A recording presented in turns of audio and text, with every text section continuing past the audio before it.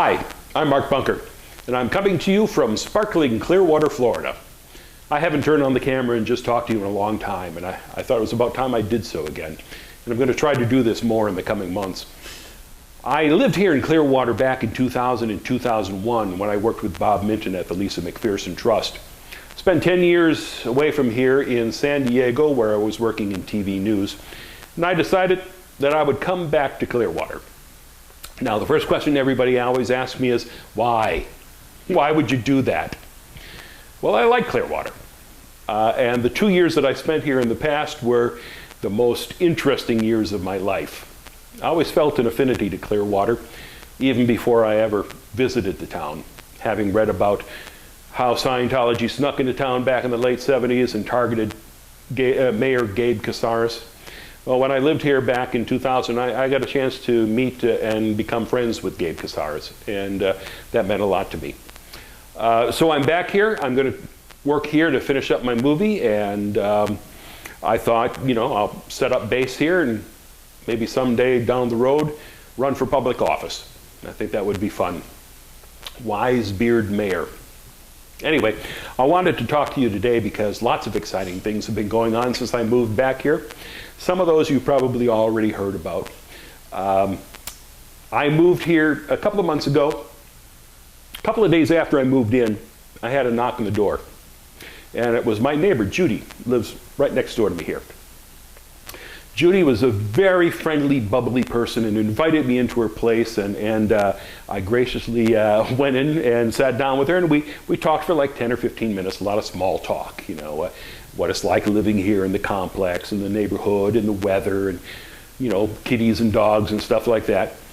I saw after about 10 or 15 minutes that she had a bookcase full of Scientology material. And I thought, well, okay, I better be upfront about this. And I told her, listen, Judy, I have to be honest with you. I am what Scientology would call an SP. I've been working on this documentary about Scientology. I've been interviewing a lot of former members and a lot of former executives and people who have been touched in one way or another by Scientology, and I just wanted you to know that. Judy's face, her expression changed abruptly when I said that. Prior to this, she had been so bubbly and was offering me a chair or a table if I needed some furniture before the movers arrived here. And as soon as I said, you know, I'm an SP, her face went,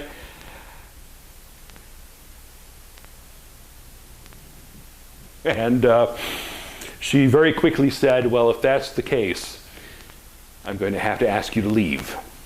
And I said, well, I'm happy to talk at any time, and I hope we can be friends. And she just said, I have to ask you to leave now. And I said, absolutely, I understand. I said to her, listen, you know, you're going to talk to Scientology about this, and you know, they're going to tell you all sorts of horrible things about me. I'm actually kind of a nice guy, and you know. But in any case, they may want to set up surveillance equipment in your apartment, you know, put microphones on the walls or something like that. If they try that, let me know about it. And she said, they would never do a thing like that.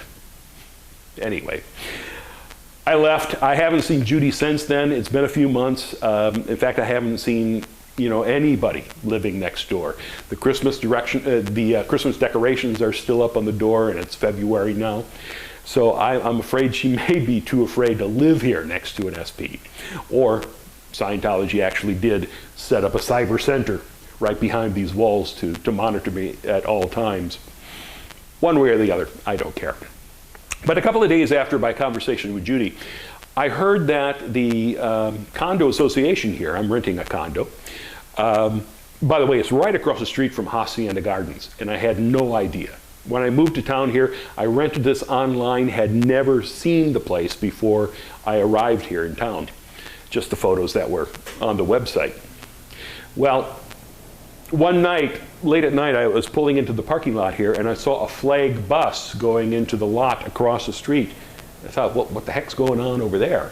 And when the lights came up the next day, when the sun came out, I took a look, and yes, it's Scientology Sea Org Birthing Hacienda Garden, so I'm right across the street. That was not my plan. I'm sure Scientology is thinking, oh my God, he purposely moved there for that.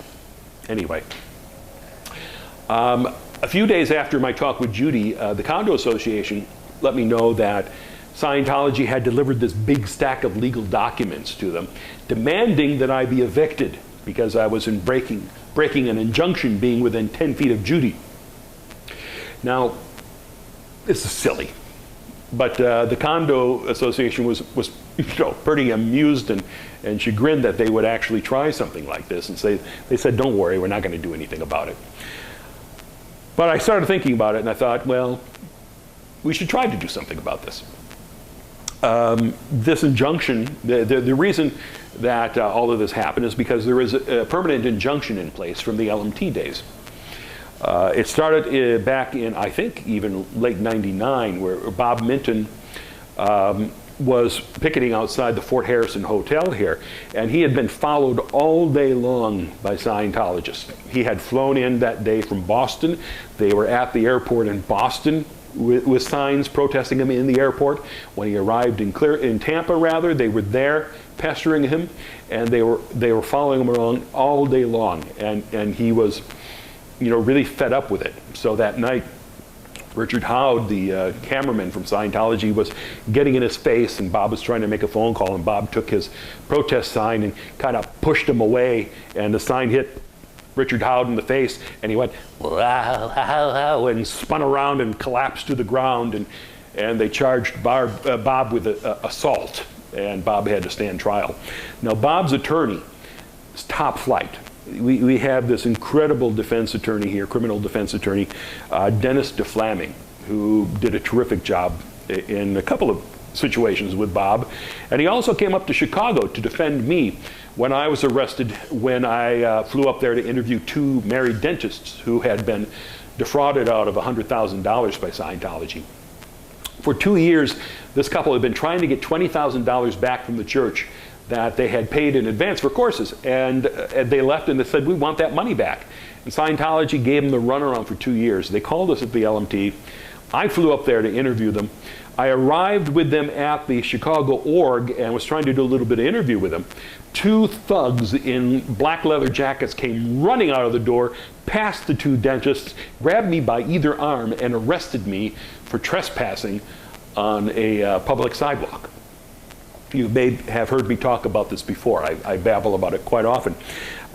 These officers, it turned out when we went to trial over this, these officers had been hired by Scientology, and they had been waiting there in the org for a couple of hours before we arrived. And Scientology was hyping them up about how dangerous I am, how desperately serious this is, that this criminal is coming here to cause harm. So the second I arrived, they were ready for action, and they just came out and hauled me away. Well, Denis deVlaming came up to Chicago and ably defended me up there. And the jury, in a half an hour, found me not guilty, and that was all over. It was exciting. But what Scientology wants to do is be able to say that I'm a criminal. L. Ron Hubbard wrote that anyone who criticizes Scientology is a criminal, and all they have to do to shut them up is dig up their crimes. And if you can't find any, manufacture them. So that's what Scientology always tries to do. Get you arrested, and provoke you, get you to, swat back at them, and then haul you into court. By the time I had returned to Chicago from my arrest, 2 days later, Scientology already had a copy of my mugshot and was showing it off to every business in the area, saying, watch out for this guy, he's dangerous. You got to be careful around him. That's how they operate. So because of the incidents with Bob, there's been this injunction that was put in place. And it's a two-way injunction. Bob and all the members of the LMT and everybody working in concert with them were supposed to keep 10 feet away from all Scientologists and away from their properties. A picket-free zone was established around several of their buildings here in Clearwater. And conversely, all Scientologists were supposed to stay 10 feet away from us and away from our property. Well, the way it turned out is it only applied to us, because we were served. There was just a handful of us, and Scientology had their people there serving us officially. So we were covered by it. But there's thousands of Scientologists here in Clearwater. There's no way we could afford to serve each and every Scientologist. So, therefore, it applies to us, it doesn't apply to them. And we're not going to be calling the police and saying, listen, they came up into my face and got in my grill, please stop them. So it really was only ever used against us. Now everybody else from the LMT is gone.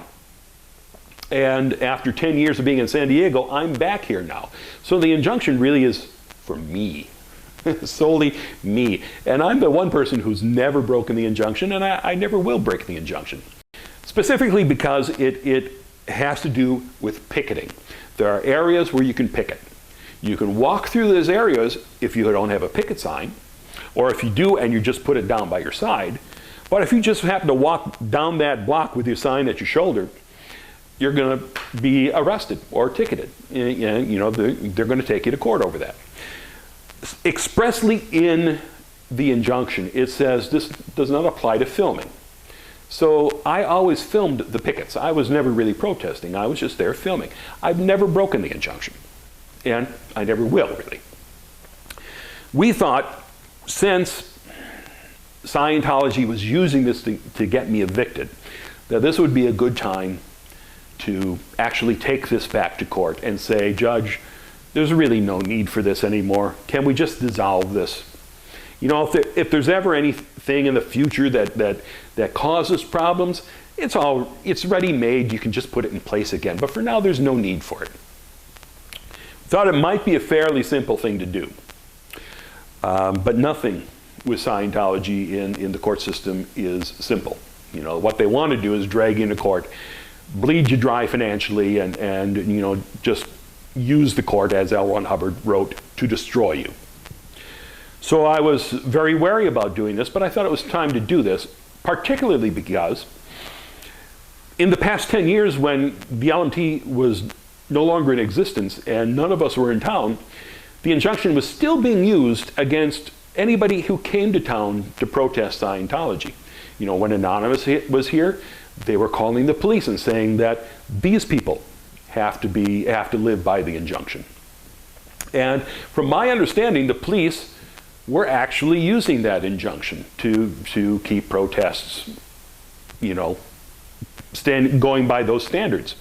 This gave Scientology their own special zone of protection that no other individual or business or religion or anything else here in town has. They have their own permanent buffer zone if this is to stay in place. It doesn't seem right to me. Just a couple of days ago, I saw rumors or news stories of a big new Catholic molestation story kicking up. Now, if people wanted to protest the Catholic Church here, they have the right to do so. The Catholic Church doesn't have a buffer zone, nor should they, nor should Scientology. So I thought, well, maybe this would be worthwhile to go back to the judge and say, let's get rid of this. So I hired Denis deVlaming to handle this. And I put out a call on GoFundMe for people to donate to the defense fund to get this taken care of. Again, not for me, but for anyone else who wants to protest. And you folks came through. You donated about $1,800 to this defense fund, and I really appreciate that. Yesterday, Denis deVlaming and I went to the police station, and we sat down with the chief of police and Rob Surrett from legal and several other people from the police department. And we had you know, a nice discussion about this. Denis was saying that, listen, there's no need for this anymore. We should just drop this for now. We'd like you to support us in that. And again, if anything ever happens, you can always pull it out and put it back into place with no problem. The police, as I expected, said, we like it. It works perfectly. There's absolutely no reason to get rid of it, and we're going to enforce it. That was what I expected to happen, but I had hoped that perhaps reason could prevail. For the police, it's simple. They have the ready set of rules that they can just say, hey, this is what you got to do. There's no reason for them to have it taken away. So we were a little disappointed by that. We tried to argue that, listen, this is only for me, you know, this is silly, but they wouldn't change their mind. Rob Surratt, as I had mentioned as I was talking to them, that I've heard from people that I've never met or never really talked to before, that they had been stopped from protesting or threatened with arrest because of the injunction. And Rob Surratt said, absolutely not. It has never happened. It is only for the named individuals in here. And the officers know that. They've been trained on that. I guarantee that's never happened. Now, I think it has. So if anyone out there has had a situation with the injunction, feel free to write me at markbunker@gmail.com and let me know. What we're planning to do right now, Denis and I talked about this today. He put together a motion, which I've given to Tony Ortega, so he'll have that up on his blog. You'll have a chance to read it. We were about to set a court date. We have to go in front of a judge in St. Petersburg because that's where it initially was put into place. There has been a judge assigned to the case. Wally Pope from Scientology's legal staff said, listen, we're going to need time to bring in a whole slew of witnesses to show how dangerous Mr. Bunker is. And you know, they're going to be talking about the fact that I was arrested in Chicago. I'm a dangerous, horrible person who's trespassing on their property. They're going to say I was arrested at Gold, their desert compound, when they put me under citizen's arrest, which was silly, and the police never charged me with anything and let me go. So they're going to paint me as this horrible, evil monster. And, we're actually unlovable. So it's going to be hard going, especially with the police saying, we like this. We want it to remain in effect. So chances are the judge will probably say, no, we'll leave it in place. So this is where we are right now. Our feeling is that we should just put it on the table for now and not go forward at this time. And I wanted to talk to you about that. They're besides all the witnesses they have against me, they'll be hauling me in for depositions, and they'll be trying to find out the names of everybody who donated to the defense fund, and then they'll be poking into the movie and all this kind of. They'll be able to go into everything the way Scientology does. So at this point, it seems like it's probably best to set this aside for now and tell the judge that Scientology through Wally Pope told the police department yesterday, and the police told us, that they're not going to try to have me evicted here. And if I decide to move to another place, they promise not to try to have me evicted there. And if I'm out in a grocery store in a line and there's a Scientologist next to me, they're graciously not going to call the police to have me arrested. So they're not going to pull any of these type of pranks again. Of course, they're still going to try to, to have me arrested every chance they can. But at this point, it's probably best for us to pull back and say, let's see what else they try to pull. And if they do pull more, then we'll take it back to court and go through all the hell that they're going to put me through. Now, we raised about $1,800 for the defense fund, and that's why I wanted to ask you, for those of you who donated, tell me what you want to do with the money. I'll be happy to refund it to you. If you want to keep it here in the defense fund, so if we go down the road again in a few months and do it, it's there. Or if you want to put it toward the defense fund for the movie, that would be good too. But it's up to you. If you want the money back, I'd be happy to refund it to you. Again, my email address is markbunker@gmail.com, so feel free to contact me. I have Marty up here on the screen here because when I interviewed him for Knowledge Report, we talked a little bit about the LMT years. And I told you that, you know, on the stand, Scientology would paint me as this horrible villain, you know, Moriarty to their Sherlock. When I met Mike Rinder for the first time here and sat down after he had left Scientology, I said, how did Scientology view me? Because, listen, I'm Mark Bunker. I have all these videos on the web. I'm a big threat. And Rinder said, you know, frankly, we never really thought about you. You were always the friendly, amiable guy, the camera guy who always waved to the camera and said, hello. You know, so we thought nothing of you, which was, you know, a little deflating. But, you know, it's a nice stark contrast between how they really viewed me and how they're happy to portray me in the courtroom or to the media or to anyone who will listen. So I've got a little clip here of Marty Rathbun. We talked about the LMT years and what it was like when the LMT came to town, and I'd like to show you that clip right now. Well, it's interesting you put it that way. I mean, Mike and I were in a different scenario. We were in a wing of offices with Miscavige, and I mean, even if he were back in LA where he wouldn't be able to go by and see it, or, you know, have to avoid it in order to go to his movie or to go to the Fort Harrison, it might have been different. I mean, it was really difficult for us because, you know, he's one of those people that's like, you know, he's just in your face, nonstop, 24/7 until you guys are gone. So it was pretty, in other words, the LMT coming to town created something that was a horror story for me and Mike Rinder and for Office of Special Affairs Flag.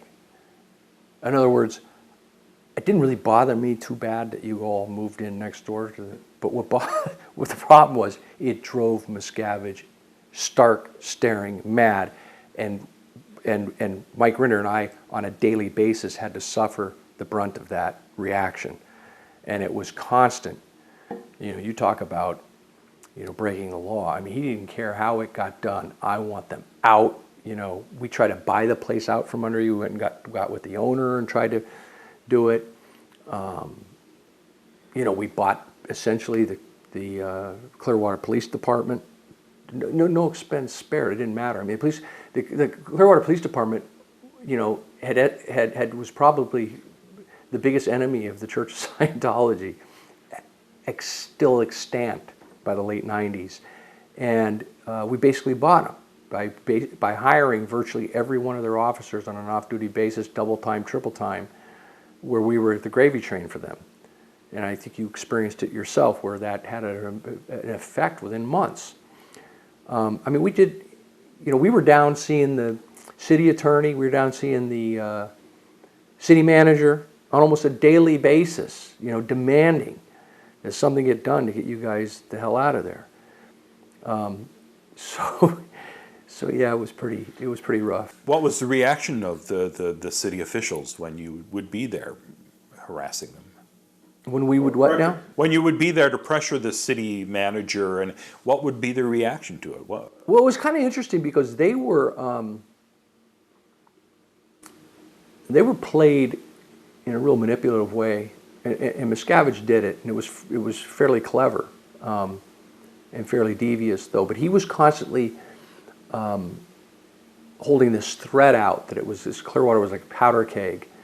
And that it could explode at any moment. You might have recalled that we staged that march with 5,000 or 3,000, or it was quite a number of Scientologists on the St. Pete Times. Yeah. Which is another whole interesting story in itself. The one with the Nazi uniforms? No, that was the Guardian's office earlier on. This is the one that said, Sid Klein, what's your crime? Who he was the thing. It was on the Clearwater Police Department and the St. Pete Times. It was in '98, I think, or '99. And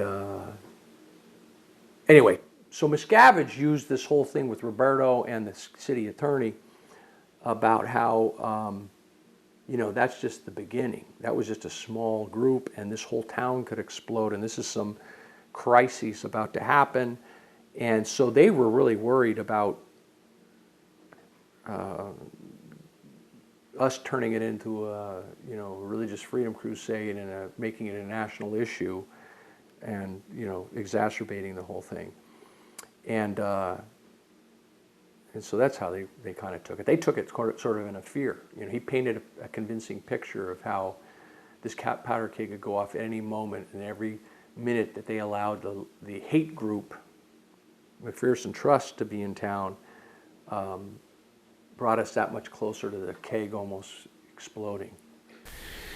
So I'm back here in Clearwater, and I'm going to keep speaking out about Scientology fraud and abuse.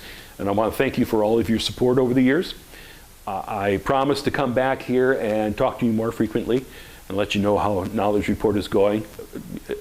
I know you want to know when it's going to be finished. I do too. I'm not going to tell you a date right now because every time I've done that, I've been wrong. But one of the reasons for moving back here is to concentrate on getting the film done. And it'd be fun to run for mayor as well. So there's that. Anyway, until next time, thanks for listening. I'm Mark Bunker, and we'll see you at Xenu TV.